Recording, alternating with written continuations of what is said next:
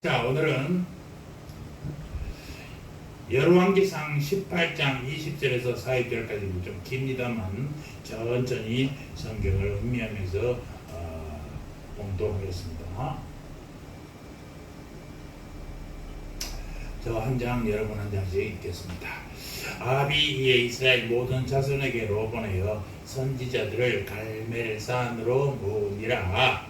엘리야가 모든 백성에게 가까이 나가 이르되 너희가 어느 때까지 두 사이에서 머무르느냐. 여호와가 만일 하나님이면 그를 쫓고 바알이 만일 하나님이면 그를 쫓을지니라.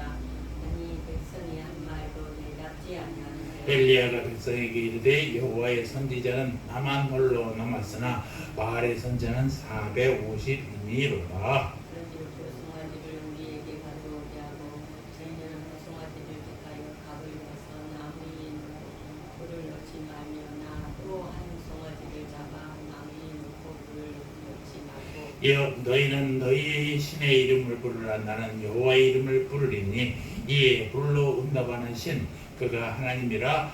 백성이 다 대답하되 그 말이 옳도다. 엘리야가 바알의 선지자들에게 이르되 너희는 만일 먼저 한 송아지를 택하여 잡고 너희 신의 이름을 부르라. 그러나 불을 넣지 말라. 저희가 그 받은 송아지를 취하여 잡고 아침부터 낮까지 바알의 이름을 불러 가로되 바알이여 우리에게 응답하소서 하나 아무 소리도 없고 아무 응답하는 자도 없으므로 저희가 그 싸운 단 주위에서 비놀더라. 오더니 이는 엘리야가 제일 조롱하는 큰 소리로 부르라. 저는 신인즉 묵상하고 있는지 혹 잠깐 나갔는지 혹 길을 행하는지 혹 잠이 들어서 깨워야 할 것인지 하며 오정에 이르는 엘리야가 저희를 조롱하여 그러되 큰 소리로 부르라. 저는 신인즉 묵상하고 있는지 혹 잠깐 나갔는지 혹 길을 행하는지 혹 잠이 들어서 깨워야 할 것인지 하며 위에 저희가 큰 소리로 부르라. 그들을 따라 가을이 나가니 활과 창문 구멍을 성하게 하거나 이같이 하여 오정이 지났으나 저희가 오히려 진언을 하여 저녁 소재 드릴 때까지 일을 지라도 아무 소리도 없고 아무 응답하는 자도 없고 아무 돌아보는 자도 없더라. 엘리야가 모든 백성을 향하여 이르되 내 힘을 가까이 오라. 백성이 다 들에게 가까이 오니 저가 무너지는 야곱의 아들들의 지파의 소요를 따라 12돌을 취하니 이 야곱은 여호와께서 옛적에 저에게 임하여 이르시기를 내 이름을 이스라엘이라 하리라 하신 자더라. 저가 여호와의 이름을 의지하여 그를 감사하고 담으로 돌아오는 것이 정자 그새 또 나무를 버리고 송아지에 각을 떠서 나무 위에 놓고 이르되 통 넷에 물을 채우다가 번제물과 나무 위에 부으라 하고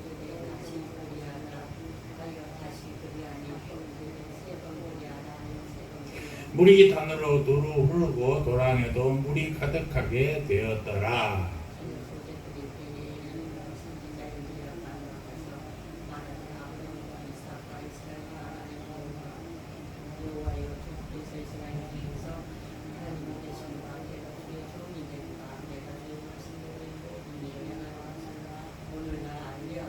여호와여 내게 응답하소서 내게 응답하소서. 이 백성으로 주 여호와는 하나님이신 것과 주는 저희의 마음으로 돌이키게 하시는 것을 알게 하옵소서 하며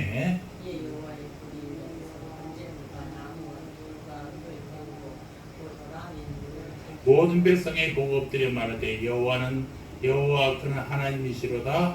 여호와 그는 하나님이시로다 하니 엘리야가 저희에게 이르되 바알의 선지자를 잡되 하나도 도망하지 못하게 하라 하며 곧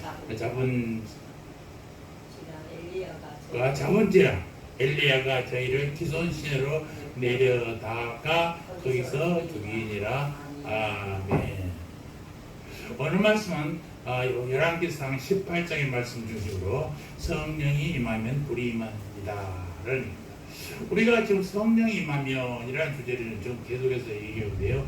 첫 번째 성령이 성령과 진정한 힘에 대한 얘기였어요. 그리고 그 다음 주에는 뭐였습니까? 성령이 임하면 반드시 승리한다는 것이고, 지난주에는 성령이만 뭐 한다고요? 물질을 아까워하지 않고 하나님께 드린다. 이 모든 물질이 누구한테 왔어요? 하나님에게서부터 왔다라는 사실을 명시하고 하나님께 감사하며 드리게 되는다라고 얘기했어요. 오늘은 성령이만 어떤 형상이 나타나냐? 불이 임합니다. 오늘 열왕기상 18장 우리가 몇 번 아마 봤을 것입니다. 그러나 새로운 시각으로 한번 보시기를 바랍니다. 성경이나 역사나 간에 위대한 일을 한 사람에게는 언제나 두 가지 공통점이 있어요. 그것이 뭐냐? 고난이 있고 열정이 있더라라는 것입니다. 위대한 사람은 고난의 풀무불에서 단련된 사람, 잘 연단된 사람. 고난도 두 가지가 있는데 시련과 시험입니다. 시련은 하나님이 선한 목적으로 성도를 훈련시키는 것이지요. 시련은 하나님이 우리를 훈련시킬 때 쓰시는 거예요. 욥이 당한 고난과 같은 것이죠. 시련은 인내로 버티면 정금같이 됩니다. 시련과 함께 또 시험이 오는데 이 시험 뭐냐? 성도를 넘어뜨리기 위한 마귀의 유혹이라는 것입니다. 이렇습니다. 믿음으로 이겨내야 됩니다. 이 시련과 시험을 합쳐서 성경은 고난이라고 표현합니다. 고난을 이기는 것은 열정이에요. 하나님께 쓰임받는 사람들은 언제나 이 열정이 넘치는 사람들이었다는 사실입니다. 고난이 밖에서 오는 고통이라면 열정은 안에서 나오는 능력이 언제나 승리의 법정이 이렇습니다. 밖에서 들어오는 고통보다도 안에서 나오는 능력이 강하면 승리하게 된다는 사실입니다. 언제나 열정이 고난보다 커야 승리하게 된다는 사실입니다. 그런데 열정은요 아무 때나 생기는 게 아니에요. 밖에서 도전이 올 때 생긴다라는 것입니다. 고난이 오면 열정이 맞고 나중에는 둘 다 합쳐서 신의 효과가 나타나게 돼 있어요. 그때 사람들은 위대한 사람이 된다라는 사실입니다. 그래서 리더십에 대응하라고 하는 존 맥스웰은 이렇게 얘기했어요. 사람을 위대하게 만드는 것은 고난을 이기는 열정이다. 하나님께 쓰임받는 사람들은 고난이 없어서 위대한 것이 아니라 가슴 속에 타는 열정이 크기 때문에 위대하게 된 것이다 라고 얘기했습니다. 여러분 내 마음속에서 무엇이거나 하기를 원하는 이 열정이 승리케 한다는 사실을 잊지 마시기 바랍니다. 여러분 이 말에 동의하십니까?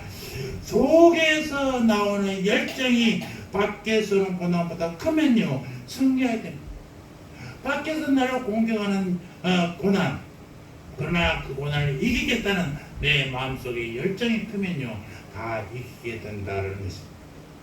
이 열정을 성경은 불이라고 표현했어요. 성경의 사람들은 하나같이 불을 받은 사람들이 아브라함은 창세기 15장에서 불 따르는 횃불을 보았지 않습니까? 타는 불 사이로 하나님이 지나가시는 것을 보았단 말입니다. 아브라함은 그 모습으로 일생 하나님의 임재 안에서 살았어요.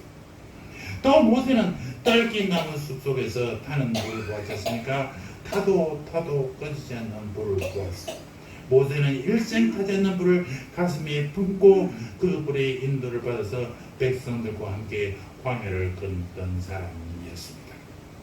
또 솔로몬은 어떻습니까? 성전을 짓고 성전에 가득한 하나님의 불을 보았어요. 너무 강한 불이었기 때문에 제사장이 감히 서서 예배를 집례할 수 없을 정도였다라고 합니다. 솔로몬의 지혜와 위대한 지적은 그냥 된 것이 아닙니다. 그 마음속에 있는 하나님에 대한 뜨거운 열정 때문에 이루어졌다라는 것입니다. 이사야는 어떻습니까? 성전에서 기도하다가 하나님의 불을 받습니다. 그 불이 제단의 숯불에 대해서 이사야의 입술을 치셨습니다. 이사야가 거룩한 사람이 되고 그의 사역이 위대하게 된 것은 그때 받은 불 때문이었다라는 것입니다. 에스겔은 어떻습니까? 에스겔도 하나님의 불을 받습니다. 그 바알강가에서 바벨론 포로에게 잡혀 있을 때 하나님의 불을 받습니다.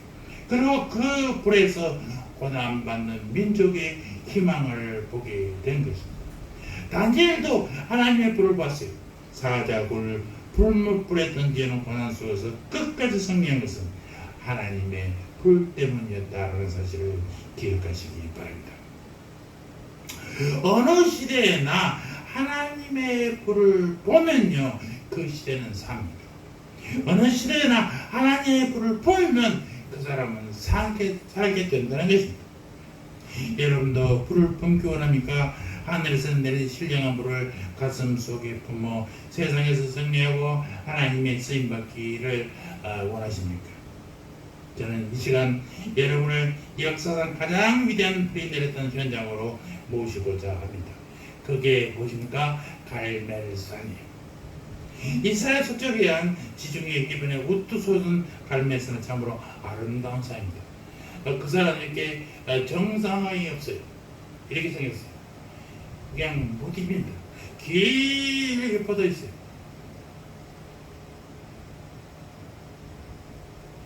갈멜산, 갈멜 이름부터가 예뻐요. 케렘, 포도원이라는 뜻과 그 엘, 하나님, 이게 합쳐서 갈멜. 다시 말하면 갈멜산은 하나님의 포도원이다 라는 뜻입니다. 주변에 포도원이 많아서 포도원이고, 그 모양이 포도원 같다고 해서 포도원이 높이는 해발 546m, 폭은 약 8km, 길이는 35km, 그 산에 큰 산에 속한 거예요. 그냥 정상에 이렇게 우뚝 솟은 게 아니라 그냥 이 35km 그냥 쭉 능선으로 이어져 있는 거예요. 이게 정상이라는 데가 많이 없지 않습니까? 그래서 그나마 조금 높은 거, 그 1868년에 갈멜산 수도원이 지어졌고, 그리고 그 지어진 곳을 무후라카라고 불렀습니다. 이 말은 재물이라는 뜻이에요. 이스라엘 갈멜산에 갈 때 사람들이 갈멜산이 어디입니까? 하면 35km나 되는 긴 산이 어디로 가는지 알 수 없어요. 그런데 무후라카가 어디입니까? 라고 하면은 무후라카는 바로 갈멜산에서 영적 전쟁을 했던 그 싸움의 장소를 가르쳐 준 것입니다. 그 싸움의 주인공이 엘리야와 바알 선지자들이잖아요. 정상에 보면 그 무후라카에 세워진 정상을 보면 이렇게 되어 있습니다. 지금 엘리야가 말이죠, 바알의 신들을 발로 받고 지금 칼을 들고 치고 있는 장면이.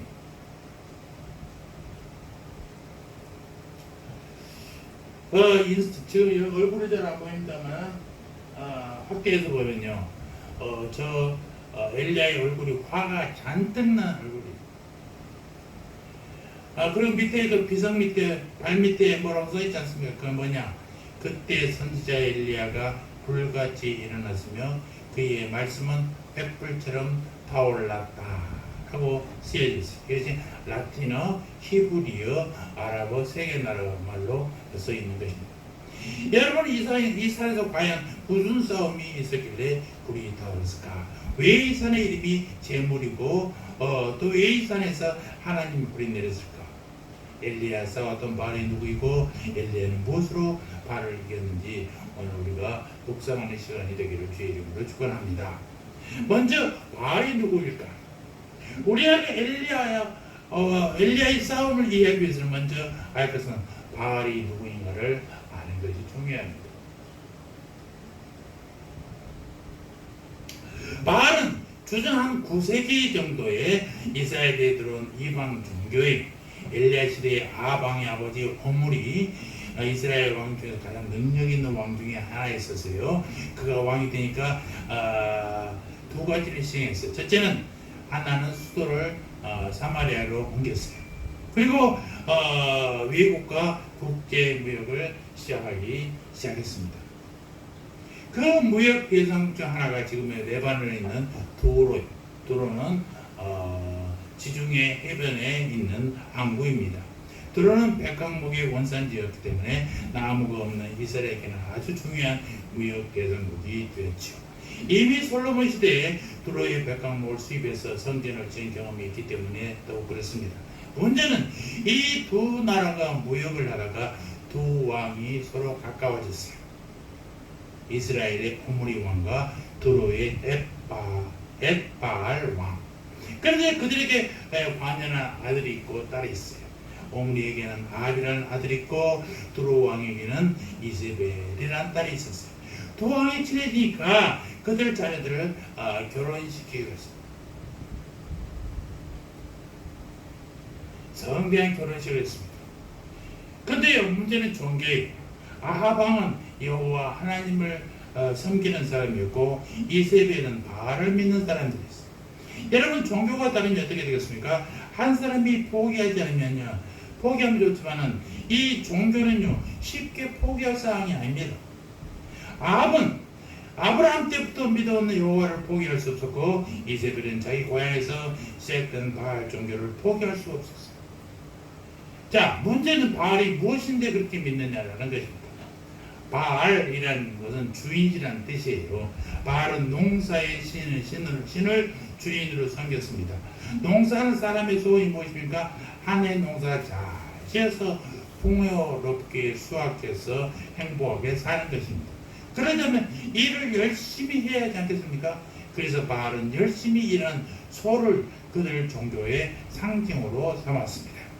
소는 농사 짓는데 절대 필요한 존재일 뿐만 아니라 힘과 다산과 풍요의 상징이었습니다. 그리고 농사가 잘 되려면 비가 많이 와야 되지 않습니까? 그래서 바알 종교를 믿는 사람들은 소를 섬기면서 자나깨나 비가 오기를 빌었어요. 바알 신이여, 하늘에서 비를 내려 농사가 잘 되게 하시고 우리에게 번영과 행복을 주옵소서 하는 게 그들의 기도였습니다. 그러니까 바알 종교는 신을 위한 종교가 아니라 누구를 위한 종교? 인간의 번영과 행복을 위한 종교예요. 신이 중요한 게 아니라 내가 중요하단 말입니다. 이 세상에 사는 내가 잘 되기만 하면 무슨 일 있어도 다 좋아요. 신의 영광이 목적이 아니라 인간의 번영이 그들 종교의 목적이었다는 것입니다.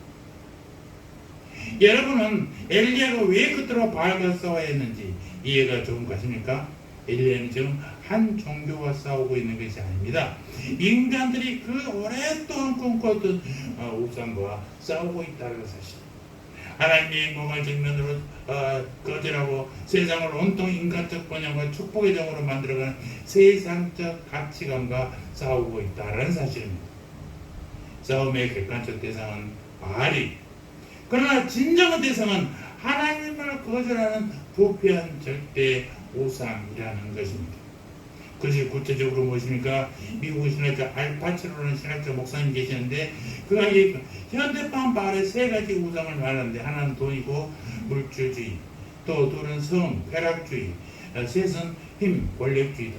그러니까 돈과 성과 힘, 이것들이 현대판 바알이라는 것입니다. 문제는 그리스도인인 우리 주변에도 이 바알주의가 여전히 극성을 부리고 있다는 사실입니다. 첫째, 돈, 물질주의 봅시다. 하늘에서 비만 내리면 풍성한 수확을 거두고 그 결과 잘 먹고 잘 살면 그만이라는 생각. 종교를 가지고 있지만 하나님을 예배하는 종교가 아니라 하나님을 이용하는 종교. 이런 사람은 예수를 믿어도 하나님은 그의 경배를 받으시는 분이 아니라 그의 필요를 충족시켜주는 자동 판매기 같은 신을 믿고 있는 것입니다.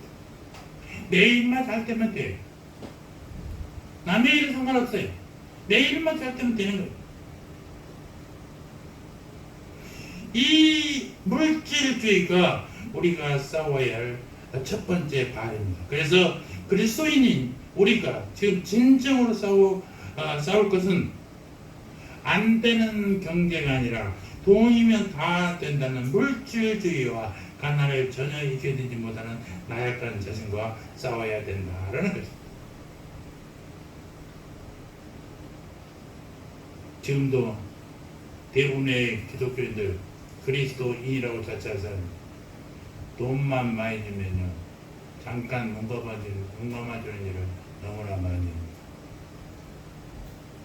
지난 수요일에도 경찰서에서 제가 까칠한 게 아니라 옳은 것이 무엇인가를 얘기했어요. 경찰도 교육을 해야 되는데 경찰청에서 80만 원 예산이 나왔답니다. 그러면 80만 원 나오는 예산으로 교육을 하면 되잖아요.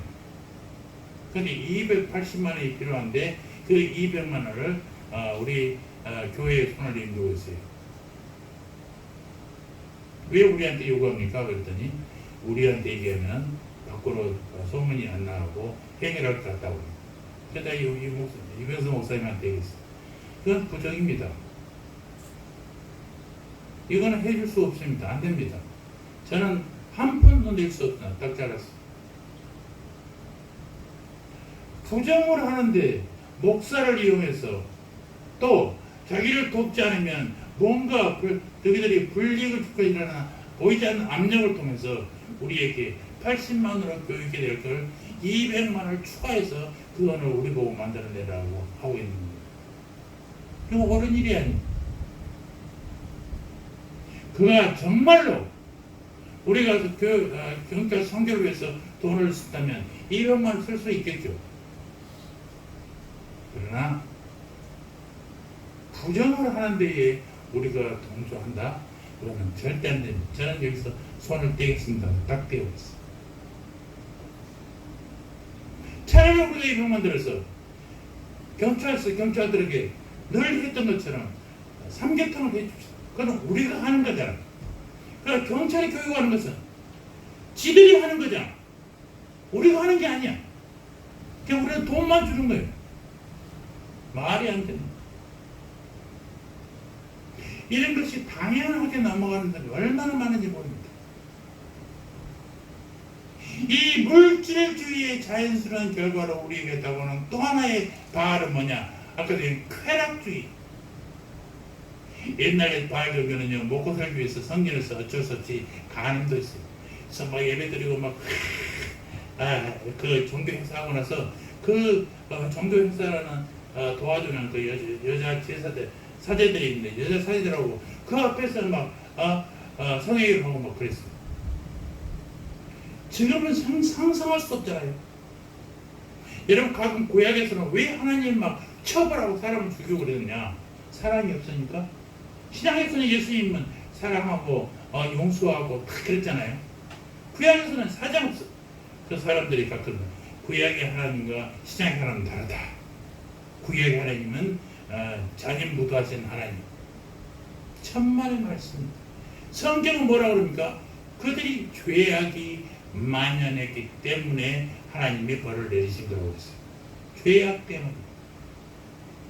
세상에 어떻게 예배들을 드리면서, 그러니까 우리 교회는 아니 하나님께 그런 건 없지만 이단 신신 앞에서 제사하고 나서 그런 짓을 하냐고요. 소돔과 고모라는 얼마나 타락했으면 의인 5명이 없어서 멸망당하느냐 이겠습니다. 구약의 하나님은요, 타락했기 때문에 죄악으로 인해서 그럴 수밖에 없었던 거예요.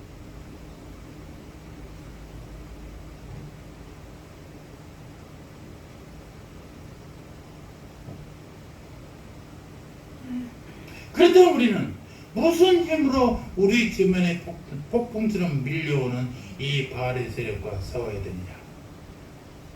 대답은 분명히 그리스도인은 세상과 타협하여 미지근하게 살지 말아야 된다는 것입니다.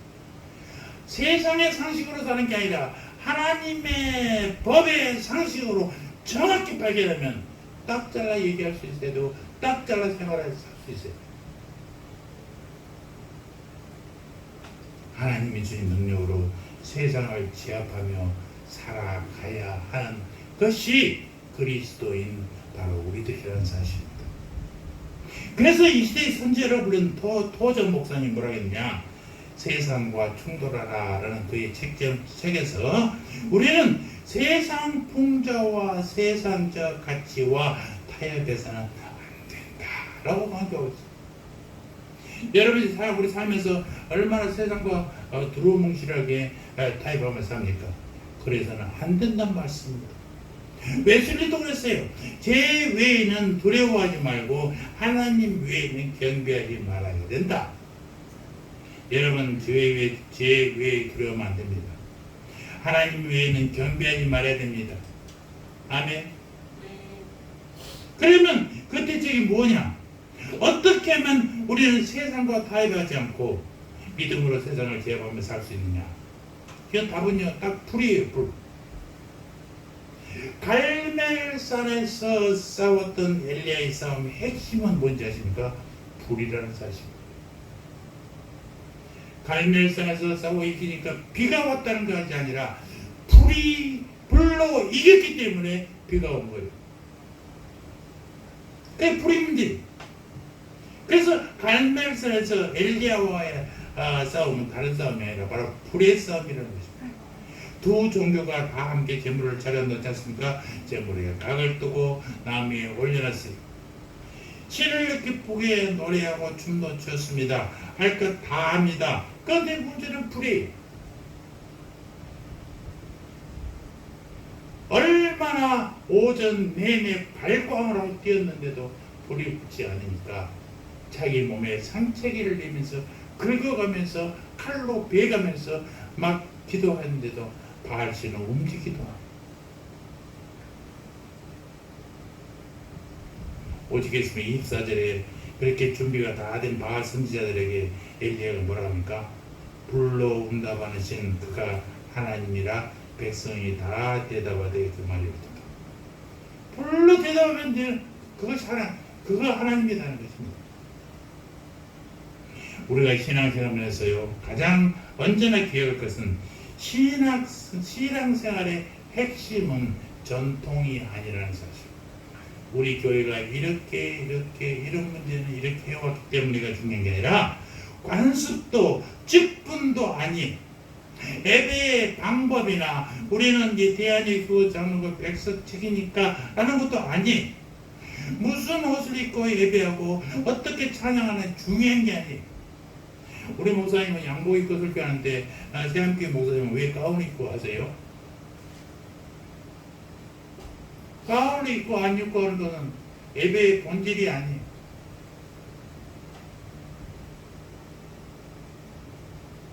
날씨가 더우니까 졸리신가요? 정신을 차리시기 바랍니다.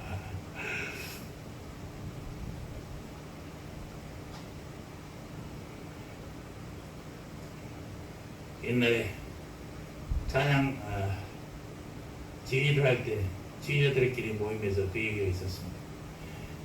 성가대의 위치가 어디여야 되느냐, 어디서 예배를 해야 되느냐라는 문제가 있습니다. 보통 좌측이나 우측에 앉잖아요. 그리고 성도들이 이렇게 앉고 얘기해야 된다. 아니다, 앞에서도 그냥 해야 된다. 아니다, 앞으로 나와서 해야 된다. 별얘기. 그게 뭐가 중요해? 아무렇지도 않아. 앞에서도 하든 교회에서 하든 하늘에서 하든 아무 상관이 없어요. 찬양은 누구를 위해서? 하나님을 위해서 드리는, 하나님을 위해서. 전통적인 예배가 더 좋으냐, 열린 예배가 좋으냐, 아무 상관이 없어요. 우리 예배의 중심은 누구에 있어요? 하나님에게 있는 거예요. 예배 전에 광고하는 게 좋으냐, 예배 중에 해야 되냐, 광고를 예배 끝나고 해야 되느냐, 아무 상관없어요. 이런 것은요 예배의 핵심이 아니에요. 우리가 바알과 엘리야 싸움에서 발견하는 중요한 두 가지 사실은 이것은 뭐냐? 첫째, 엘리야는 바알과의 싸움을 하나님을 예배하는 예배의 자리에서 다루고 있다는 것이죠. 또 두 번째는 그 예배의 핵심은 하늘에서 불을 받느냐 안 받느냐는 얘기입니다. 그래서 엘리야의 싸움의 현장이 예배적 현장이라는 사실을 여러분 잊지 마시기 바랍니다. 엘리야가 바알과 싸울 때 동상에서 보았듯이 칼 가지고 싸웠습니까? 아니에요. 말 씨름으로 싸웠습니까? 아니에요. 누가 옳으냐 그러냐 따지지 않았어요. 이런 식으로 따지면요 우리들 그리스도인들은 맨날 쳐. 세상 사람들이 세상을 훨씬 더 잘하니까. 그런데 엘리야처럼 예배의 현장에서 바울과 싸워야 된다는 거죠. 엘리야는 바알과 아세라 선지자 850명, 바알 선지자 450명, 아세라 선지자 400명. 나 한 사람과 너희들 850명과 한번 싸워보자. 그러고 제안했어. 너희들은 너희들 식으로 예배하고 나는 내 방법으로 예배하겠다. 제단에 불이 떨어진 그 신이 진정한 하나님이다.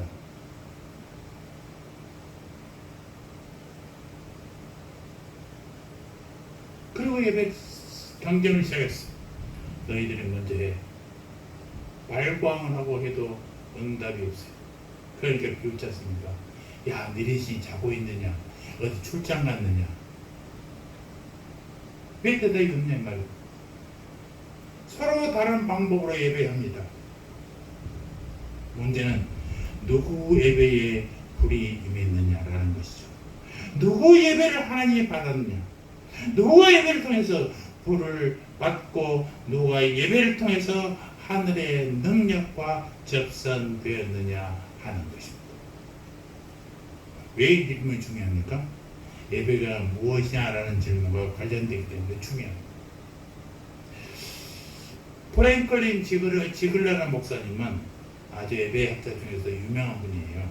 근데 그분이 이렇게 말씀합니다. 예배는 예수 그리스도 안에 나타난 하나님의 은혜에 대한 인간의 응답이다. 또 에벌린 언더힐이라는 목사님께서는 예배는 창조주 하나님에 대한 피조물의 응답이다.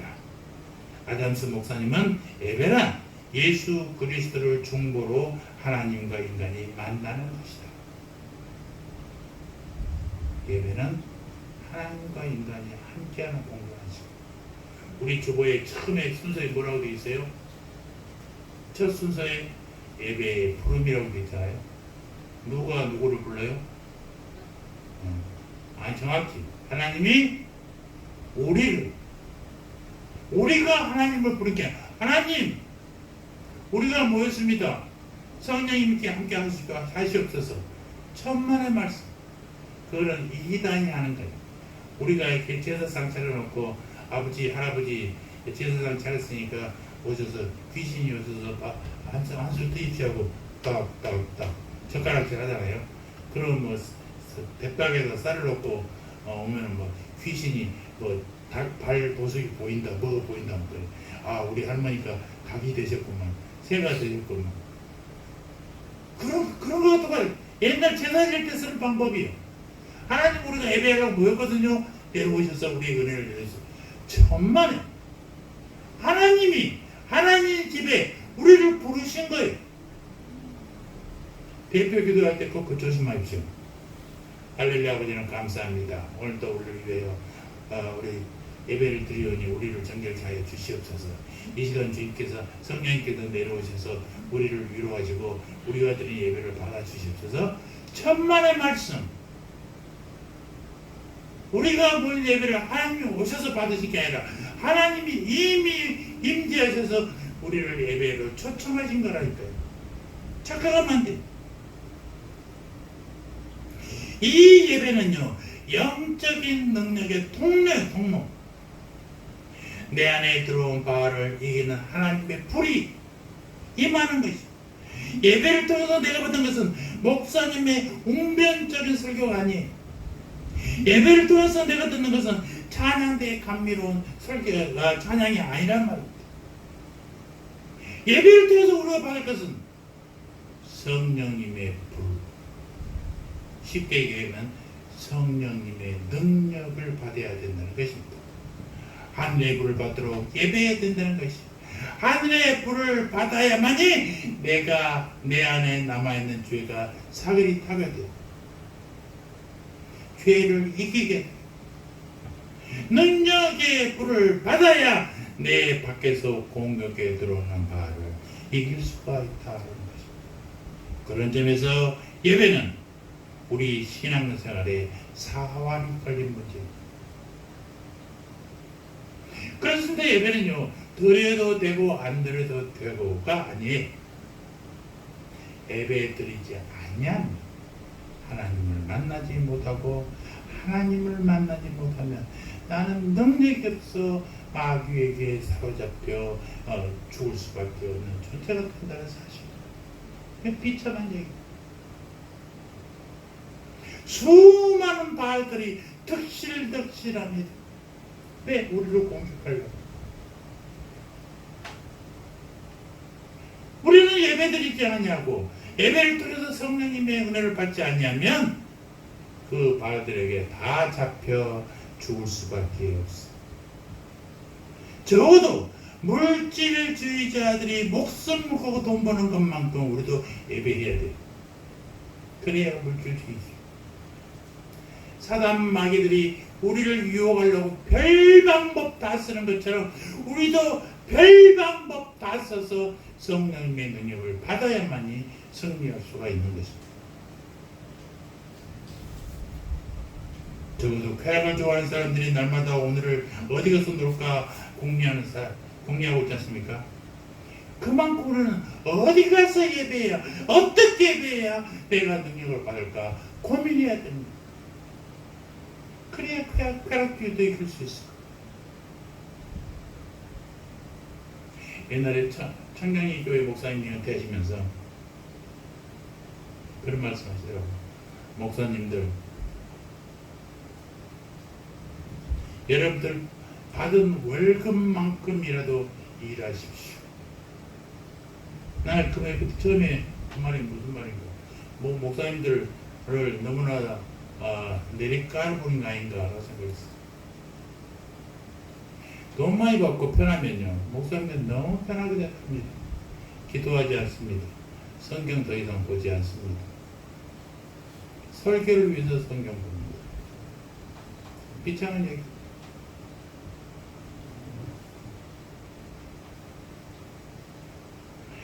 적어도 바알 선지자만큼 우리가 예배해야 된단 말이에요. 그들이 어떻게 했습니까? 이 선지를 보니까 송아지 뿔을 잡고 그것에 각을 뜨고 나무 위에 올려놨어요. 당시 송아지는 비싼 동물이죠. 그런데 여러분의 예배할 때 비싼 송아지를 드리는 심정으로 하나님께 물질을 드리시는지, 그저 그냥 호주머니에 있는 돈 10,000원, 5,000원 그냥 뚝 꺼내서 하나님께 드리십니다. 송아지를 바쳐 드리는 것처럼 우리가 예배를 해야 됩니다. 바알 선지자들은 예배하면서 제단 주변에서 뛰어다녔어요. 큰 소리로 외쳤습니다. 소리 질렀어요. 잘못된 신에게 드린 예배지만 엄청나게 열심으로 드렸어요. 여러분 예배할 때 어떻습니까? 온 정신을 다해서 예배합니까? 그저 1시간 때우려고 합니까? 날씨는 더워 죽겠고 에어컨 안 돌아가는데 빨리빨리 끝내지. 그런 심력으로 예배하십니다.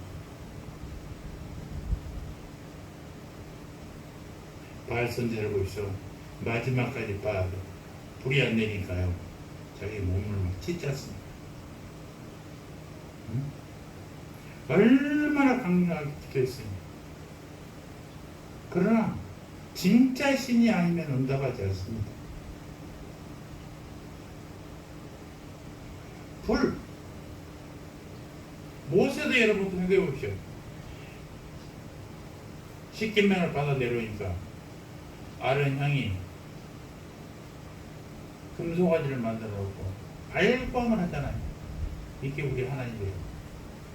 그러니까 십계명을 두루 깨버리는 모습을 여러분들 영화를 통해서 봤을 것입니다. 금송아지 예배가 중요합니까? 신의 산의 예배가 중요합니까? 분명히 알았대요. 말은 예배한다고, 하나님 예배한다고 해서 예배 중에 축사하고 격려사하고 상장 주고 못 주고. 예배는 누구를 위한 거라고요? 하나님을 위한 거예요. 하나님이 우리를 만나는 장소, 그것이 예배의 당입니다.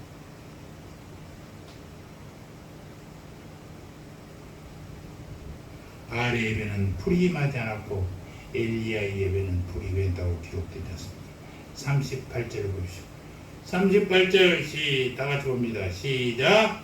이에 여호와의 불이 내려서 번제물과 나무와 돌과 흙을 태우고 또 도랑에 물을 핥은지라.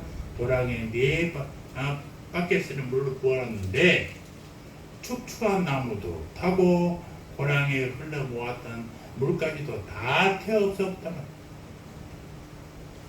여러분, 예배의 핵심은 결국 불이라는 사실입니다. 누가 진정한 예배를 드렸냐의 문제는 곧 하나님의 불을 받았느냐 안 받느냐의 문제. 불이 임해야 예배이기 때문에 사람들은 인위적이라도 이 불을 만들려고 애써죠.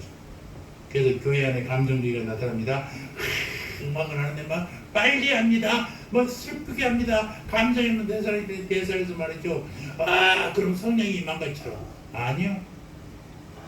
열정적으로 막 기도합니다. 흥분해서 막 하면 이게 성령의 역사인지 내가 흥분한지를 모르게 만듭니다.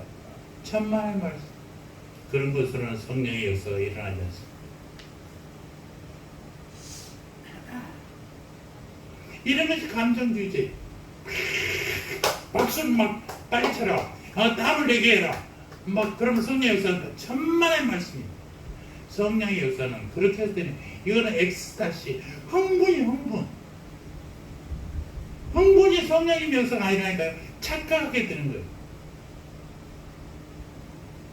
여러분도 감정이 노래를 좋아하십니까? 노래를 들으면 어떤 노래는요, 슬픈 노래 같은 거, 간절한 노래 같은 거는 정말로 큰 소리에 나지 않고 고음이 아니더라도 그냥 노래만 듣고 저절로 빠져들어가는 거 있잖아요. 거기에 노래에 심취되고 마치 끝나서 박수 치지도 못하고 그냥 있는 그런 경우도 있지 않습니까? 이런 게 진짜예요. 하나님의 역사도 바로 이런 것입니다. 내가 흥분해서 박수 빨리 친다고 땀 많이 난다고 하나님의 성령이 임한 게 아니라니까요. 착각하면 안 돼. 그래서 교회 감정주의가 막 이런 감성적인 것으로 사람을 바꾸려고요. 감성적인 것으로 뭐 불이 임한 것처럼 보인다고요. 천만의 말씀. 여러분, 바알도 노래 불렀고요. 아론도 불렀어요. 춤췄어요. 감정적인 요소가 예배의 요소인 것은 분명하긴 합니다만은 그러나 감정의 예배를 끌어가지 않도록 조심해야 돼요. 엘리야가 바알 선지자들에게 두 번이나 강조했잖아요. 불을 붙이지 말라. 불을 붙이지 말라. 너희들이 인위적으로 불을 붙이지 마. 안 붙여야 돼. 하나님의 불이 떨어져야 돼. 라고 강조하고 있는 거죠. 여러분, 예배를 통해서 진짜로 불을 받기를 원하십니까? 예배 때마다 영적으로 충만하고 예배 때마다 하나님의 음성을 듣기를 원하시기를 진심으로 바랍니다. 이 불이 임해야 된다는 것이죠. 셋째, 지속적인 기도가 불을 유지합니다. 엘리야에서 볼 수 있는 가장 중요한 요소가 하나 더 있는데 뭐냐? 지속적인 기도였어요. 엘리야가 예배를 통해서 여호와 하나님이 불을 내리신 것은 분명히 증거했어요. 정말 잘했죠. 살아계신 하나님을 예배하면 반드시 불이 임하게 된다는 것을 보여줬어요. 그러니까 예배에 불이 임하지 않으면 이건 예배가 아니다.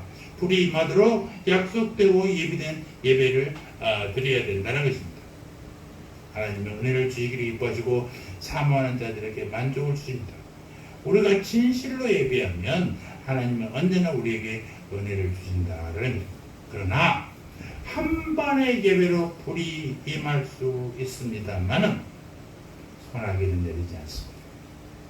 엘리야 바알의 대결의 최종 목적은 불이 아니라 결국 물이었잖아요. 누가 불을 내리냐는 것은 결국 불을 내리신 이가 무엇도 내린다고 피도 내리게 한다는 것입니다. 엘리야 보십시오. 그가 예배할 때 하늘의 불이 임했습니다. 그러나 그것으로 만족하지 않고 40일째 이하에 계속 기도하잖아요. 40일 중간에 보면 엘리야가 갈멜산 꼭대기에 올라가서 땅에 꿇어 엎드려 그의 얼굴을 무릎 사이에 놓고 얼마나 엎드려 기도했어요. 비가 올 때까지 사람을 시켜서 7번이나 확인했어요. 지중해 하늘 봐라. 뭐가 보이냐? 예, 구름이 손바닥만한 구름이 있습니다. 시작해서 비가 쏟아질 때까지 했단 말이에요.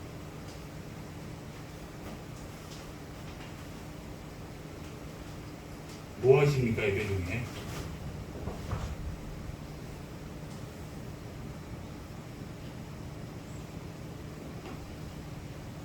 한 번의 예배로 은혜 받을 수 있습니다. 그러나 그 은혜를 지속하는 것이 더 중요해요. 우리 기도원에 가서요 은혜 만땅 받을 수 있어요. 그것으로 우리가 사는 게 아니에요. 그 은혜를 우리 일상에서 계속 유지하는 게 중요해요. 기도원 가서 빡딱 받는 것은 병원에 가서 링그 한 방 맞는 거가 똑같은 거예요. 그 오줌 싸면 다 끝나버리듯이 똑같아요. 한 번의 진실한 예배로 가슴 선들하게 감동을 받을 수 있어요. 그러나 그 감동을 오래 지속하는 것이 중요하단 말입니다. 한 번의 예배로 불을 받을 수 있어요. 그러나 그 불을 오래 유지하는 게 중요해요. 어떻게 해야 되냐? 지속적인 기도가 필요하다는 것입니다.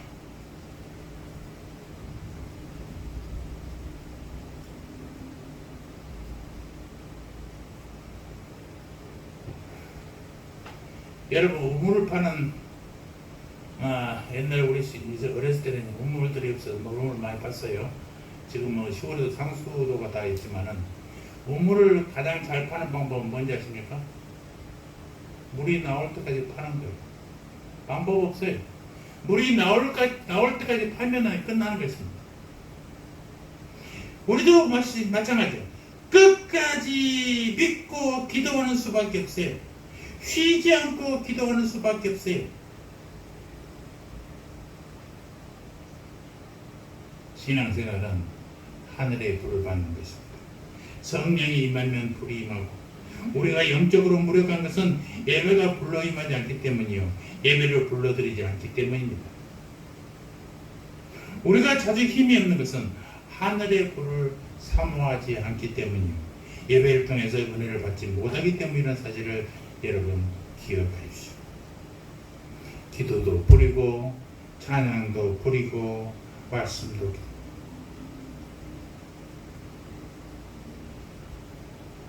가슴에 불 붙으면 기도하고 영혼에 불 붙으면요 찬양하게 됩니다. 헌금도 뿌리고 봉사도 뿌리고 사람도 뿌리고 충성도 뿌리고 예배 때마다 신령과 진정을 드리는 하늘의 불이 임하게 여러분 기도하시기 바랍니다. 제 안에 또 여러분 안에 꺼지지 않는 하늘의 불이 타오르기를 주님의 이름으로 축원합니다. 아멘. 할렐루야. 아버지 감사합니다. 오늘도 말씀처럼 우리에게도 불로 임하게 하여 주시옵소서.